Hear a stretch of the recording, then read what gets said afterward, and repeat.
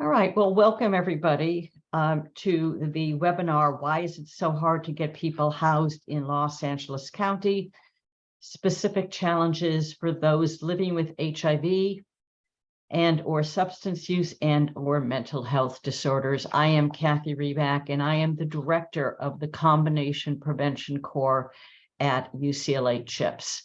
And this webinar evolved very organically for us. At the Combination Prevention Core, we were having discussions about some of the current challenges in Los Angeles County, and being unhoused continually came up.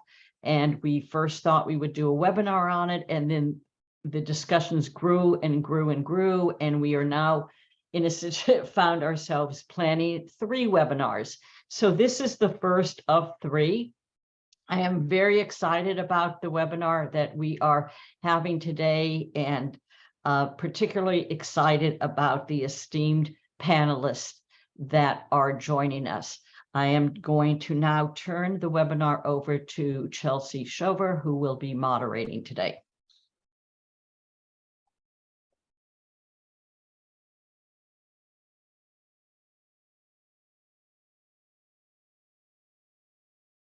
Great, thank you. Sorry, I couldn't do that myself. Thank you. Hi, my name is Chelsea Shover. I'm an assistant professor here at UCLA in the School of Medicine, and I work on issues related to homelessness, substance use disorders, HIV. And so I'm very excited to moderate this panel today. I'm going to first introduce our 3 panelists, give them each a few minutes to introduce themselves. And then we have a few prepared questions, but I really do want to hear from the audience, things you want to know. So if you want to use the chat, that would be wonderful to put. I'll be monitoring that for questions when we go into there, or when we get to it. We can also, if you prefer to unmute and ask your question at that time, that would be great too. So to start off, so we have 3 panelists here today. I've had the fortune to work closely with the first one, Victor Hinterleiter. And Victor has dedicated himself to serving people experiencing homelessness since he arrived in Los Angeles in 2008. Over the past 14 years, he has overseen a variety of homeless programs, from homeless street outreach to interim and permanent housing programs. He played integral roles in the development of the county's coordinated entry system and coordinated outreach system, which serve as the foundation of delivering homeless services in LA County. And now, as the LA County Department of Health Services Director of Street-Based Engagement and Mobile Clinics, he employs clinical multidisciplinary teams that bring medical and behavioral health services directly to encampments and other unsheltered settings across the county. And then I'll introduce Stacy Washington. So Stacy Washington has been a pillar of hope while working in various communities, as well as Los Angeles County and San Bernardino County, for the past 24 years. Stacy is currently a homeless service director for the Salvation Army, Southern California Division. Stacy has an extensive track record over those 24 years of progressive, dedicated work in the human service, social services, and mental health, working with the Los Angeles County probation contracts, state mental health hospitals and the conditional release program, and the Los Angeles County of Education, working with at-risk youth. Stacy has been a leader in solution-based techniques, problem solving, and innovative strategies, more recently to promote higher level of care for our veterans and unhoused populations in the community. And then finally, Adam Murray. Adam is the Chief Executive Officer of Inner City Law Center, a nonprofit poverty law firm located in the Skid Row neighborhood of Los Angeles and serving the most vulnerable individuals and families throughout the county. The Inner City Law Center's 100+ staff and 400+ annual volunteers provide legal representation and advocacy to thousands of homeless and working poor clients, focusing on combating slum housing, preventing homelessness, and aiding homeless veterans. So that's who we'll be hearing from today. And I want to give all of the panelists just take a few minutes to sort of talk about, I guess our motivating question for this panel, and what I really thought was important to start off with, was why is it so hard to get people into housing in Los Angeles County? I noticed that even in the bios, there were a little bit of jargon. I do want to just define that when we talk about sheltered homelessness, that means someone is living in what we traditionally think of as a homeless shelter or other interim housing setting, whereas unsheltered homelessness would mean someone's living in a tent, in an encampment, on the street, in a vehicle. But there's other types of homelessness too, as I'm sure our panelists will get into. So I want to start off with Victor. If you could just tell us a little bit more about your work and touching on that theme, and then we'll get to have a discussion. Thanks, Chelsea, and thanks for having me on today. This is a topic that's very near and dear to my heart, and always appreciate the opportunity to talk to new folks about it. So I wanted to just spend a few minutes talking a little bit about our street-based engagement strategies, dealing with addressing unsheltered homelessness, as Chelsea mentioned, folks who are on our sidewalks, alleys, riverbeds, beaches, deserts, all around LA County, and a little bit from my perspective on why is it so hard to help people move indoors. So I just want to start by saying that about 6 years ago, the county and the city of Los Angeles realized that we needed to have a coordinated strategy to address this problem, and the County Board of Supervisors passed the homeless initiative strategies in 2016. And then LA County voters passed Measure H, which is a quarter-cent income tax funding source for homeless services that really funded our ability to do a lot of this work that we're doing today. And through those two efforts, we were able to really augment the number of street-based outreach teams that we're deploying throughout LA County, and have spent a lot of time ensuring that these services are being provided in a very coordinated manner. We have outreach teams who are generalists, who are kind of the Swiss Army knives. They can do a little bit of everything, but don't necessarily have specialists on their teams. The county funds multidisciplinary teams. I oversee those contracts, and these are more comprehensive outreach teams that include a medical component, a mental health component, a substance use disorder component, a peer, someone on the team who's experienced homelessness or substance use or other barriers themselves, and then a case manager. And we also have a number of specialist teams like our DMH home teams that really focus on those folks who are gravely disabled or gravely disabled adjacent with mental health disabilities. We have our VA teams that really focus on our unhoused veterans. And so we have a number of specialist outreach teams as well. And we're all working in a very coordinated fashion where we meet regularly by geographic region to discuss our hotspots, our challenges, our barriers, where we need support, what new resources are out there, and how to access those.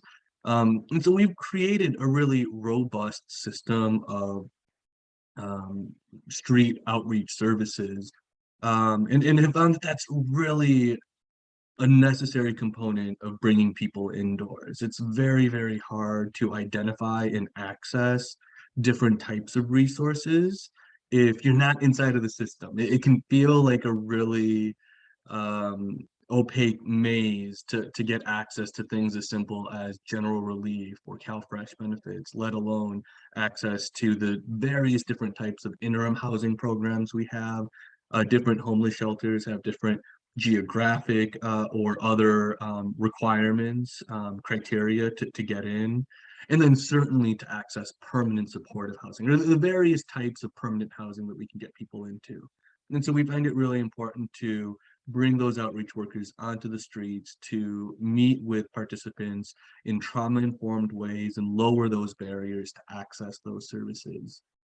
And yet we still see a lot of encampments out there on the streets. And even though every year we are getting better and better at moving people into permanent housing, the number of placements into permanent housing grow year over year, and we still see the tents, the encampments, the people sleeping on the streets. And unfortunately, we are facing, decades of policies that have really made it challenging for people to do well. looking at the skyrocketing rents and how expensive it is to just pay your rent and maintain housing. You know, a single medical emergency or death in the family or divorce or losing a job. And too many people are one paycheck away from not being able to pay the rent and falling into homelessness. Um, we have a vast overrepresentation of Black people experiencing homelessness, where Black people make up 9% of the general population in LA County. It's over 30% of the homeless population. And so we see, you know, racism playing a role in challenges in moving indoors and ending homelessness.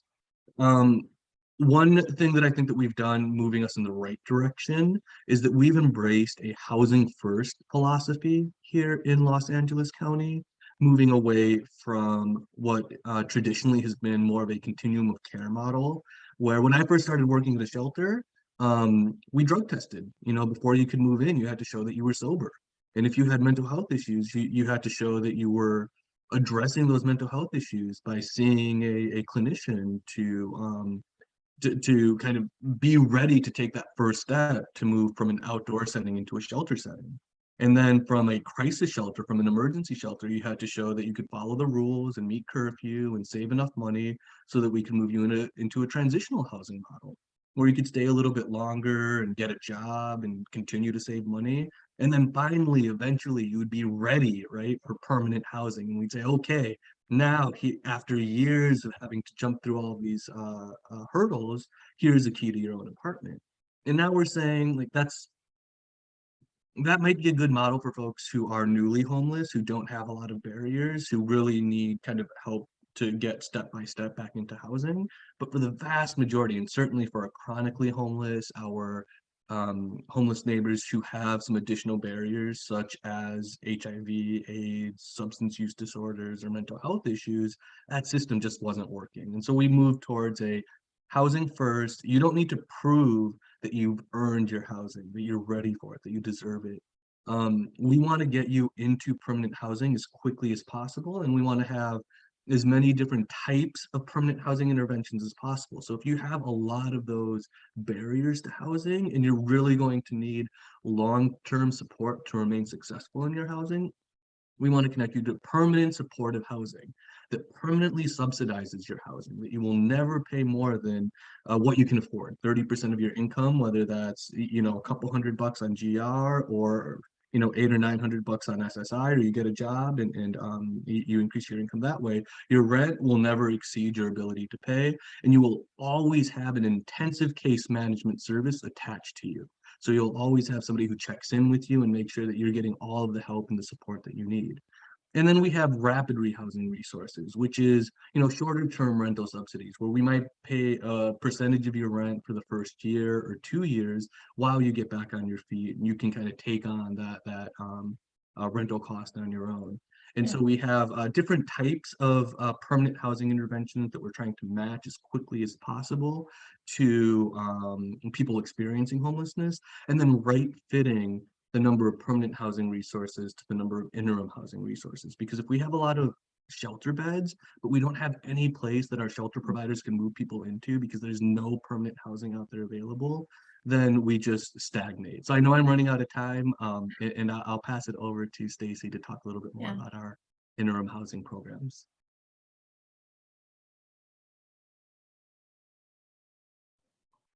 Hello, everyone. Thank you so much, Victor. And so, yes, I'm Stacy Washington. I am a director for the Salvation Army, and I oversee the Project Room Key and Tiny Home Village. I was taking a look at just 100 years of services that the Salvation Army has been providing throughout the state of California and other states and countries. And so we're excited to note that we have been providing homeless services to individuals for a very long time. And so one of the things that I like is just the holistic approach to how we're approaching the homeless needs.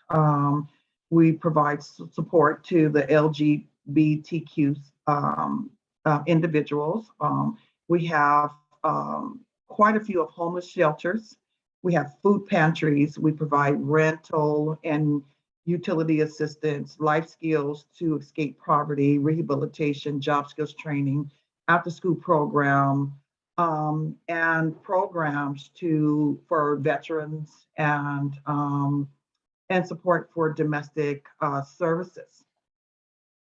And so with our project Room Key, this was a project that was a collaborative effort from the state, county, and Los Angeles Homeless Services Authority, LAHSA. And the project Room Key, it's basically, it was meant to secure hotel and motel rooms for vulnerable people experiencing homelessness. And it was a way for people that did not have a home during the COVID-19. And so the aim was to not only protect high-risk individuals, but also prevent the spread of the deadly virus.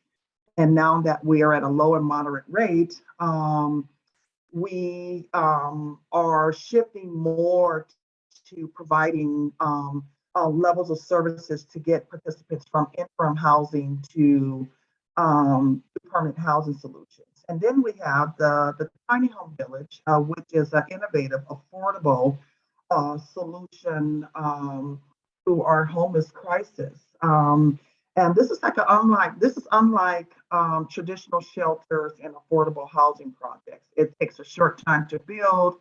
It takes a short time to assemble, and each about 64 square footage. It has 2 beds and is equipped with heating, air conditioning, windows, small desk, and a front door. And so these are just for the individuals who are without interim housing solutions. And so I'm just excited that we're able to actually have a 75 tiny home village that we're working closely with our Harbor City College. We're also housing some of our youth. And so just really excited about that our youth are the ones that are in school. They're able to get housing, they're able to get case management, they're able to get resources. They have 24-hour care, meaning that we have staff 24 hours. We're able to provide supplemental dinners, breakfast, lunch, and dinner for them. We also coexist with other partners in the community. And I want to say that our Project Room Key, we are so happy to have the Housing Net, as they play a big part of our system here for the Project Room Key. And without them, I know we would be in Victor. We just thank you guys so much just for your partnership and helping us with our participants. And so, the Salvation Village and the Project Room Key is basically another tool that our participants can have while they're trying to work on transitioning to a permanent housing solution. And so one of the things that I want to say, that the process for the transitional housing to permanent housing, what's great is that they go through various steps. And one of the things that we take a look at is that we get them enrolled in the interim housing. We look at we look at supporting them with docs, like ID, Social Security, birth certificates, and those are critical because it takes us months sometimes to even get those type of resources for our participants. And some of our participants are out of state. And so the next thing that we do with with transitioning them to permanent housing is we refer them to housing navigators. And with providing them with housing navigators, it supports us with getting them to the next step of getting them to with case managers. Yeah. Thank you so much, Stacey. That's really great. I know we're touching on a lot of different bottlenecks. I appreciate especially that you mentioned the ID lag, that how long it can take to get someone an ID. And I want to give Adam a chance now to talk Okay, a little bit, and then we'll get into questions. okay, thank you so much. Thanks. I think, Adam, you're on mute. There you go. Great. Thanks, Chelsea. Thanks for having me. It's always a pleasure to be anywhere that Victor and Stacy are. You guys do such amazing work. We really jumped right into some of the sort of nitty gritty of what's going on, but I thought maybe this isn't for my intro, maybe I'd take a step back a little bit and try to give a little bit of context to how at least I think about some of these homelessness issues and how I encourage other folks to as well. And to do that, I wanted to start with an analogy. I want you to imagine a musical chairs game going on where there's 10 people walking in a big circle to the music, and there's 8 chairs in the center of the circle. And one of the people walking around the outside has a broken leg and has a cast and has crutches. And when the music stops, almost for sure, or at least very likely, that individual who's got the crutches and the broken leg is not going to get one of those 8 chairs. The 8 other individuals are going to end up in those chairs. And he's going to be one of the folks who's chairless. I think, there's a real sense in which we could say that his broken leg and his crutches are what cause his chairlessness. And there's a level in which that's true. And if you wanted to address his chairlessness, you'd need to address the fact that he has a broken leg and he has a cast and he has crutches, and how are you going to get him into a chair? But I think if we take a step back, we would all agree that the reason we have chairlessness in that game is not because somebody has a broken leg, but rather because, I think the analogy is pretty clear here where I'm going, but rather we don't have enough housing. And so what I find we do is we spend a lot of our time talking about how are we going to get people into housing and what do we need to do for that? And what does that look like? Which is all incredibly important. And it's most of what Inner City Law Center and the organizations we work with do. But it's sometimes in doing that, we lose sight of the fact that the reason that we have a homelessness crisis in Los Angeles County is not because we have more mental health issues or more addiction issues or more joblessness than other places. It's because housing is so expensive. And that's really what's driving our homelessness crisis. So when you think about homelessness, I'd really encourage you in interventions. I have a leaf blower right outside my window, but can you guys hear that, or am I fine? You're fine. I'm fine. Okay. When you think about homelessness, I sort of think about 3 levels of intervention. Most of what we do around homelessness is not actually designed to end somebody's homelessness. It's designed to alleviate the suffering that comes from people being homeless. So when we provide somebody with food, we put a roof over their head, we provide them with emergency health care, those are all things that we should be doing because there's a human being who's suffering and we have help. And we need to do them on a much greater scale than we're doing them currently. However, we are kidding ourselves if we pretend that we are somehow ending homelessness by doing all those things. So what ends homelessness for individuals is intervening and figuring out what the barriers are to long-term stable housing for that individual and how we can remove those barriers. So, for example, we can often step in and provide rental subsidies, or we can step in and Inner City Law Center assist somebody who's going through the eviction process in a way that either keeps them in their home or provides a soft landing. We can help somebody who's, whatever their struggles are. It's a very individualized determination, but we can get in and help sort of what is the pathway for that individual. That's the second level when you think about how we intervene that I would encourage you to think about. So the first is we're assisting people and alleviating their suffering. The second is we're trying to help an individual family or an individual person on what is their pathway to long-term stable housing. How do they get connected with the coordinated entry system into a shelter, into transitional housing, into permanent housing? What does that look like? The third level, though, is really the only level that is going to end homelessness for our community, which is we need far more affordable housing. Everything that's being done in those first 2 settings is being done in a setting where there is just not nearly enough housing. The estimate is for LA County, we need about 500,000 units of affordable housing. That's housing that's affordable to people who are making 50% of area median income or less. Statewide, that's about 1.1 million units that we need. That's a huge change to our housing stock. And really, unfortunately, we're not talking about anything that would bring change on that level. And there's enormous political hurdles to doing so. But if we really wanted to end homelessness across California, across Los Angeles, not just for the individuals who are in the street tonight, but permanently in our communities, that would be where we would have to focus. So I want to make clear that I am not remotely critical of the other two levels of intervention. In fact, as I mentioned, that second level of intervention is most of where Inner City Law Center spends its time. And the first level is incredibly important because we need to do more to help people who are struggling in really dismal conditions. But if we don't tackle the underlying homelessness, the housing crisis, we're never going to solve the homeless crisis. So with that, I'll kick it back to you, Chelsea, to ask us about whatever you want. Wonderful. Thank you so much. And I'm glad you got into that because that's, I think when I hear the question, why is it so hard to get people into housing? It's because there's not enough affordable housing. End of discussion. But we do want to have a panel here and talk more about it. So I really appreciate all what everyone said so far. I'm just going to ask probably one of my prepared questions and go to then the audience questions. There's a lot of good things in the chat already. There's a lot of us in the audience, I think, are scientists and advocates and doctors, clinicians. Are there policies that we can use our platforms to advocate for, that are currently being considered, or things we might do to address at any of these levels, I guess? I can jump in with a couple of things there to start.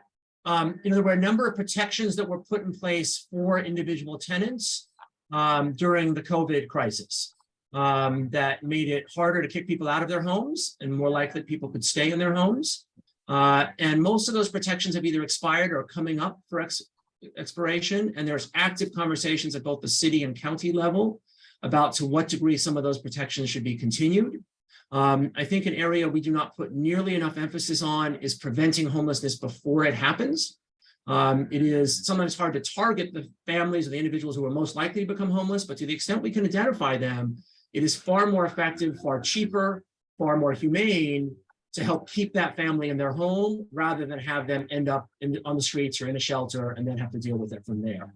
So I think really supporting the continuation at the local level of various tenant protections would be important, because those are additional barriers that are in place before a family falls into homelessness, and can often give people a cushion to enable them to stay housed. The other thing I would call out is there's going to be another series of bills at the state level to encourage the production of additional affordable housing. There's likely to be bills in particular, for example, that relate to authorizing houses of worship to build more easily on their properties without having to jump through various zoning hoops and various other requirements. So I think anything that folks can do to support and make it easier to build affordable housing and to support the politics behind that, which are often not great, but to support the politics behind that would be really important. And I would just add that, clinicians on this call have a unique voice to say, like, housing is important. At Housing for Health, we believe housing is healthcare, right? And your patients are going to have a much more difficult time staying healthy if they're unsheltered, if they're on the street. And you can say, like, this is what I am seeing with my patients who are unhoused, and how much better it would be for them if there was enough housing for them to go in. So support those affordable housing projects. Too often when an affordable housing project is proposed, everybody who comes out to the public meetings are the ones who are dead set against it. The ones who come out with, pitchforks and torches to say, absolutely not in my backyard. We don't want this. It's gonna lower property values or increase crime or whatever those, largely faulty arguments might be. The folks who are okay with it kind of sit back, say, hey, that sounds like a good idea. I hope it happens, and stay at home. But if you can make it to those public meetings, you can support politicians who want more affordable housing. I really do think that you have a unique and powerful voice to say, this is why it's important. Wonderful. I want to go to these. The audience questions are really phenomenal. So we won't get to all of them, but I'll get started. So there were a few questions around house shelters and interim housing places are able to serve trans individuals? Like, are staff trained on the needs of trans and gender diverse people? How is that improved? What still needs to be done? So I guess this question is probably mostly for Stacy and Victor, but I welcome anyone. Yeah. So I would like to say that I make sure that I have diversity in that area. We do have individuals that are able to relate to the LGBTQ population. And so, and like you said, just providing training and resources is what's helped us here at the Grand, the Project Room Key, and the tiny homes be able to meet the participants with expectations. So just being able to hire, the LGBTQ staff members that can relate to our participants, it makes us very successful. We still have a long way to go, but I can say that so far, I have a lot of team members that fit the criteria, and it's working great for us. We're having a great response. And I saw Victor did put an answer in the chat about this, which I love these Zoom meetings because you can answer lots of questions. So sort of building on this, I guess, I'm just going to read this question from Tanisha Miner.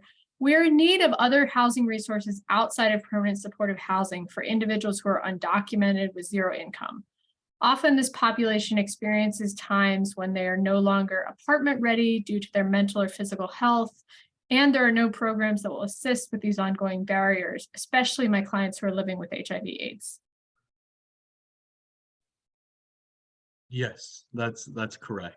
We do need as many different types of permanent housing interventions, and this is a big gap. A little bit of what DHS is able to do is we have a shallow subsidy program and some flexible funding that can be used for the undocumented population specifically. Unfortunately, the majority of the homeless funding we receive here in LA County comes from the federal government, comes from HUD, and they have some pretty strict restrictions on who can receive that federal funding. And so we are looking at other creative ways to be able to provide housing subsidies for folks without income and who are undocumented, who wouldn't be eligible for those federal grants, that federal funding.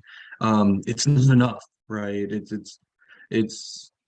It's a drop in the bucket as far as what the need is, but we have certainly recognized that that's a population that cannot be served by our mainstream funding sources, and we've been looking at how can we, and it's expensive, and so how can we find the funding for folks who can't access those federal dollars.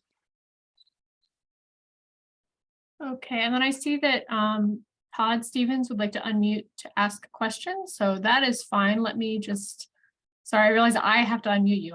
I'm sorry, I'm not used to this, to it working this way. Okay, here we go.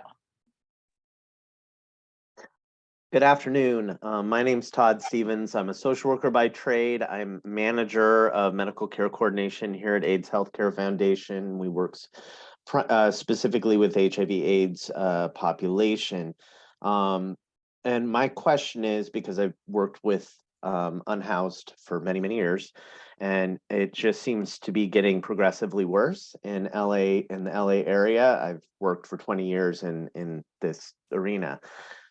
What I'm seeing is that even folks that have, like, let's say housing vouchers, and I don't know if you guys can answer this necessarily, but we're seeing that apartment managers and companies are not accepting these vouchers. And so we're having folks that are chronically homeless on the streets with vouchers that can't get housed because no apartment manager wants to take on that responsibility, where whether it be, you know, the amount that's reimbursed, or whether it be that the patient or the client is experiencing, you know, mental health conditions that the apartment managers don't want to deal with, or substance use. So I know this is a complex issue, but if we can't even get the folks that have vouchers housed, that's a big problem. So I just want to know, how are we collaborating with apartment managers and companies to try to resolve these barriers? Because I mean, that's a problem. That's a huge problem. Thank you for your time, and I appreciate all of what you guys are doing, and thank you for this meeting. So I can jump in on that, Todd. I don't know that I have a great answer for you, but I do have a couple thoughts. The first is that I think the voucher amounts are insufficient for Los Angeles. You know, one of the barriers is that there's not enough money to pay the rent with that voucher. And so it's a pretty small set of apartments that sort of fit.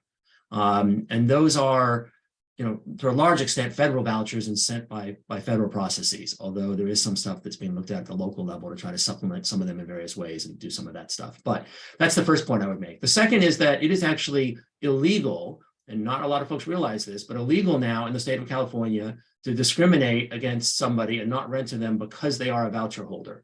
Now, if the voucher is not sufficient to pay the rent, you don't have to accept it. You don't have to take them. But if it's an apartment that the voucher is sufficient to pay for, the landlord is in violation of the law when they are refusing to accept that voucher as payment or refusing to rent to someone because they have a voucher.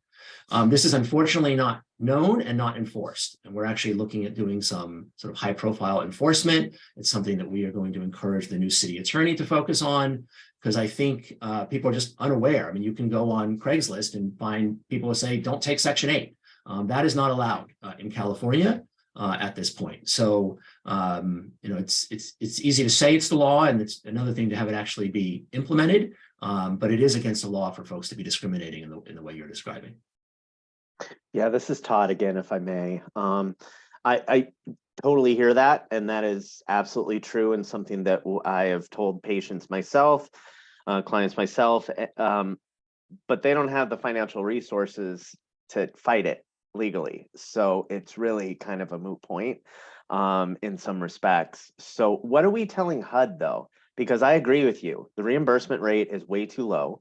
It always has been in this area. So how are we reporting that back to the funding source to get some sort of resolution? Is there any, is that going on? What's occurring around that? You know, I'm not aware of much hope in that area. I saw, Stacey, you were applauding that sentiment, but I'm not aware of actually anybody who thinks that movement is likely anytime soon. I don't know, Stacey, if there's efforts that you know about that I don't.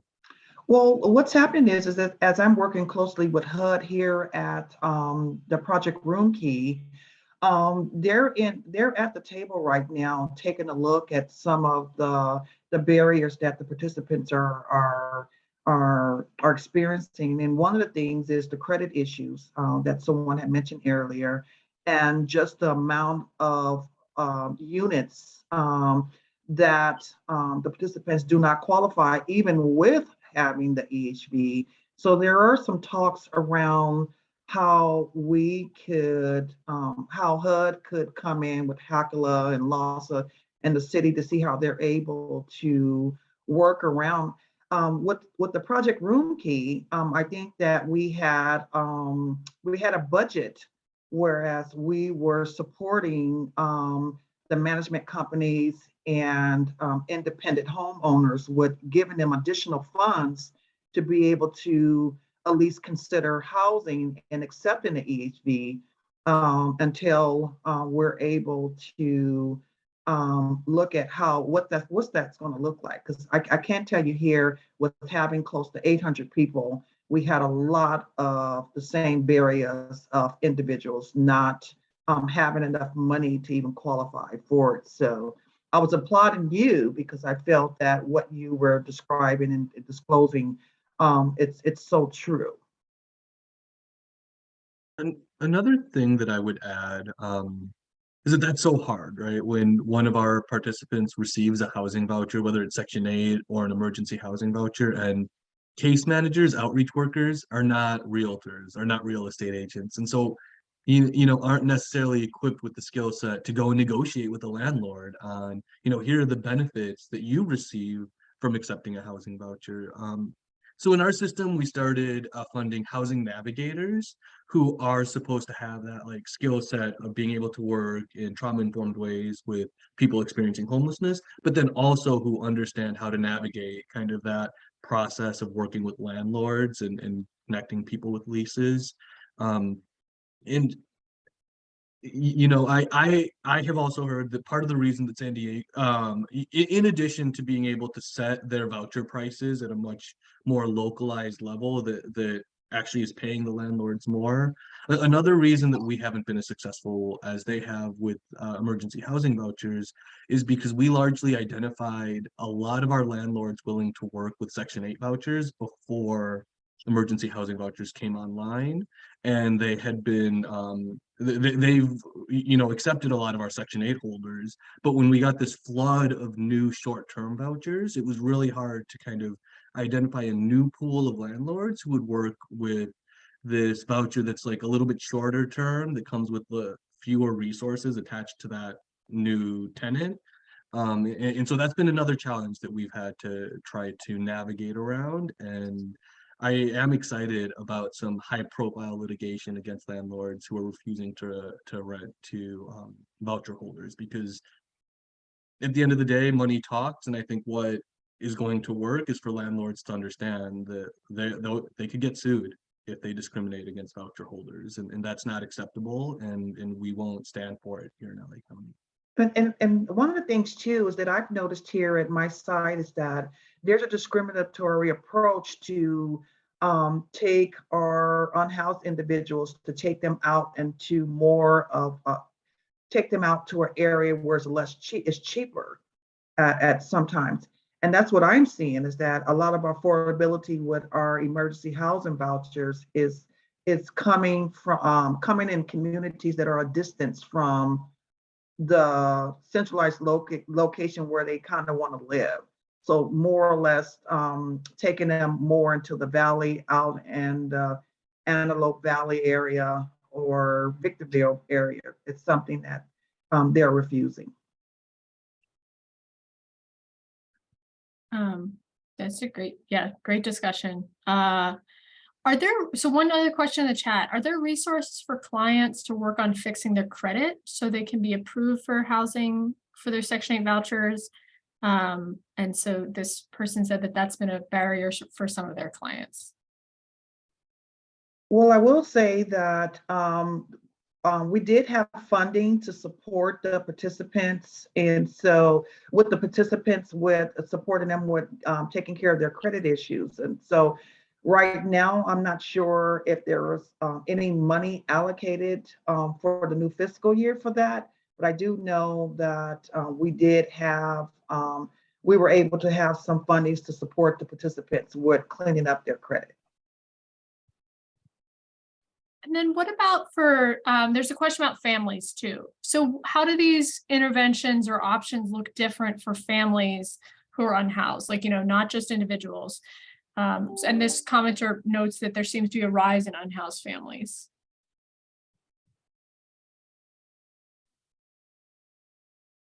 Yeah, and that's a tough one. I think for a while in LA County, we were really trying to follow a philosophy of no child should be unsheltered. And as soon as an unhoused family is identified, get them into a motel and then work with them like while they're housed. I feel like we haven't really been able to maintain that goal just because the number of homeless families does feel like it's so high right now. And unfortunately, I feel like a lot of family providers, diversion is that's got to be the first intervention that family providers are told to seek. So What is diversion in this case? So in this case, it would be, is there any place this family could go to so that they are no longer homeless? Do they have a cousin or an aunt or a sister or some other family member where they can stay? A friend where they can stay up for a while, where the family programs could then, potentially provide some financial support to that other family member, community member that's providing some temporary housing while they look for other resources, but I do agree that unfortunately it feels like there isn't enough, especially for families right now, and it's really troubling when minors, when children are homeless. So we do have a number of family shelters that people can get connected to. The motels do tend to be a resource that's more readily available for families compared to single adults, but there's still a gap.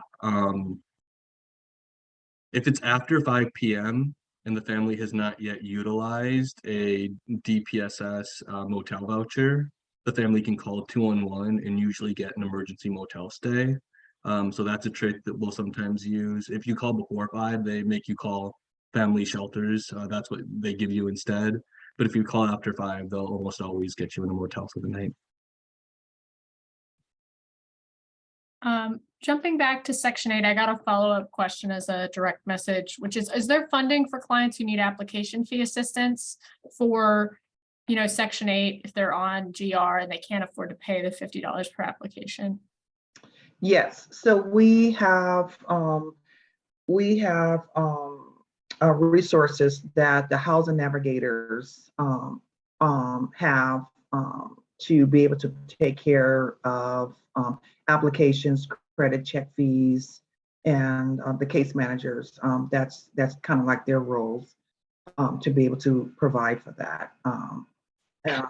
And the time limited subsidy also supports in that too. So there are resources that the participants can have.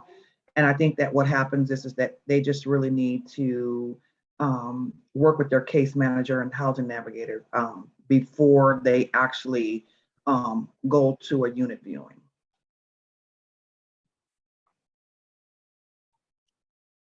Okay. And I see there's been some chatter about San Diego's voucher options, and I see there's some more chatter in the chat. I don't know. I know we talked about it a little bit, but if there's anything more to sort of say about, and so, sorry, I actually don't know what these acronyms are. What is TBRA? What is a TBRA certificate? I know FMR is fair market rate. What is TBRA? So it's saying that these tenant-based rental assistance. Thank you. Right. Okay. So what would need to happen for a system more like San Diego's? What would need to happen for that to be possible in Los Angeles? I think that the county and the city needs to work together.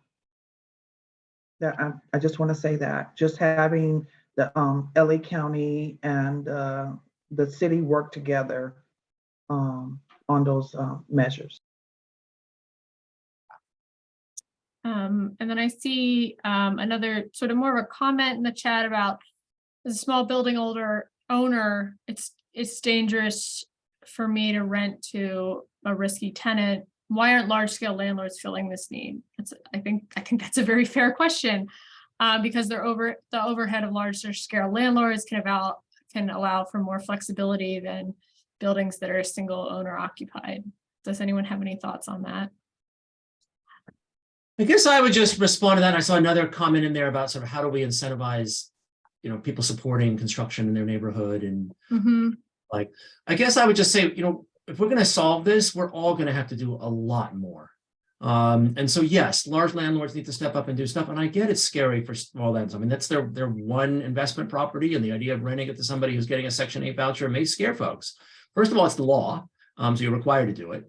But we're also all just going to have to do more, right? We're going to have more density in our neighborhoods. It doesn't all have to be, 30-story project buildings, but we're going to have more affordable housing in every single neighborhood in Los Angeles. And we're going to have people who are now living on the streets living in housing throughout all of LA County. So, we're not going to get there. And I don't mean to suggest that people who are raising these questions are like, I'm not going to do it because of X sort of thing. But yeah, it's not hard to come up with 20 reasons why we shouldn't do something, why we shouldn't build a building, why we shouldn't house somebody, why we shouldn't do something. The challenge is to figure out how are we going to do it. So I would love to see large landlords. And I think that's been a lot of LAHSA's focus has been on large landlords and how are we going to get them into the system. And it's tended to be small landlords who have been less brought into the system and are less aware of what their obligations are in this respect as well. I'd also add that I'm all for public housing in my backyard. Like I do think that a certain amount of this we need more public housing as well. Like part of this will be solved by vouchers that private landlords must accept. But I think more public housing would all we've decreased the number of public housing units and that's moving in the wrong direction for us to really solve this issue. Here's a long, I guess, comment and question, and thank you so much for the panelists for participating in the chat and dropping resources there. It'd be great if we could send some of that out with the slides for the meeting. So the comment from Iris Gibbs, HACLA's, all right, there's a lot of acronyms. Remind me, I know HACLA, I know what they do. What is that? Housing Authority of County of Los Angeles? Right. That was the city of LA. City of LA, okay. Caseworkers are impossible to reach. There's little to no communication when a case is transferred to another worker. I spent months leaving messages on an old number, and when someone finally called back, they said the worker no longer worked there. Programs like EFA, what is EFA? Anyone? It's a program for people living with HIV. Tremendously help clients pay their security deposit, which can oftentimes be thousands of dollars, which is also a barrier. And then incentives for landlords are very helpful. Emergency financial assistance. Thank you. Okay. Thank you, everyone who knows it's emergency financial assistance. I'm just toggling. Oh my goodness. Okay, it's a Ryan. Yes. Okay. Sorry, I'm just scrolling to see if there's other questions. And so someone asked, like, how is it risky if they have Section 8 voucher guaranteed rent?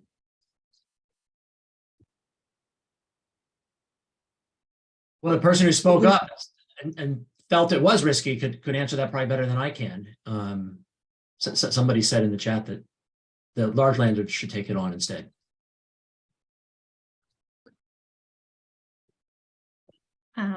We are just about wrapping up. Can I make one more point, Chelsea? Though, Of course, absolutely. That runs through a lot of this. You know, I hear people saying like, well, how do I get this? Or, why is it so difficult to get this? I'd say the biggest reason why it's so difficult is because the scope of the need far outstrips the availability of services, right? So, at Inner City Law Center, we represent maybe 1,000 people facing eviction each year, right? There's 30, 40,000 easily in the county who are facing eviction each year, right? We're a drop in the bucket everywhere we go and we work. And that's true with all of these organizations. People are right to be asking, how do I navigate the system better? How can we make that system function better? How can we have better communication and more clarity, and where do we go? But the rub at the end of the day is there just isn't enough. There aren't enough beds tonight. If everybody wanted to come inside, we could nowhere close to housing folks or sheltering folks. There's not enough beds to put in people into. There's not enough housing to put people into. There's not enough services. It's just not enough. So it's a constant game of trying to get your client into something or trying to get the person you're helping into something when a whole bunch of other people are trying to get in there as well. And it's just fundamentally a really unfortunate and messy system as a result. So I don't say any of that because we need to make it as good as it can possibly be. We need to have it as streamlined as we can possibly be and as clear as it can possibly be. But at the end of the day, there's not enough services, not enough shelter beds, and definitely not enough housing. Thank you. And we're just coming to the end. So I guess if there's like last comments you want to make, Stacy or Victor, otherwise I'll just sort of summarize us here. And I see there are a lot of really good resources in the chat. I don't know, Dami or someone from CHIPTS, if you're able to help with getting those out to attendees. I don't know why we can't copy and paste from the chat. I think I don't know why that's not working for people, but it would be great if we could distribute that because I think there's a lot. Okay. Stacy or Vic, we'll share the resources in follow-up email. That's fabulous. I would just conclude by saying it really does take all of us on the same page to solve this issue and in supporting solutions. There's a lot of movement towards enforcement as the solution for encampments and making people move because it's a nuisance to see people who are unsheltered in our communities. It doesn't feel good, but that doesn't solve anything. It makes I think all of our jobs a lot harder. I've spoken to so many street medicine clinicians who have really sick patients living on the streets that their encampment has a cleanup and then they Mhm. can't find their patient anymore. And now they're not getting the medications they need to stay healthy. And Yep. so the more we can do to support housing solutions and more affordable housing, and politicians who understand that that's how we're going to solve this issue. It's not by criminalizing homelessness and criminalizing um, quality of life issues. It's about getting resources out there. So that would be my Thanks. closing thought. Thank you. Stacey, do you want to have, we've got like 30 seconds.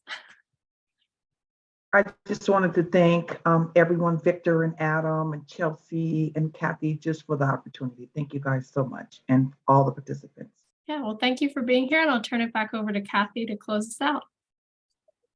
Well, I want to thank the panelists and Chelsea for just an outstanding webinar. And it's very clear to me as I listen to the discussions why we are in need of extending this and having additional webinars. Please stay tuned for part 2 and 3 that will be coming to you in 2023. I thank all of you for attending. At one point, we had over 125 participants, which just shows how we are desperate to really engage in this important issue in LA County. For all of you that need CEUs, please find the link in chat. There is also a link in chat for an evaluation. The recording of this particular webinar will be on the CHIPTS website in a few days or a week or so, but it will eventually be there. Keep checking. And again, I want to thank all of you on behalf of the CHIPTS Combination Prevention Corps. We greatly appreciate your attention, and we greatly appreciate the work that all of you, not just our panelists, but many of the people who have joined this webinar are doing around the issue of the unhoused. So thank you very much. We appreciate your attendance.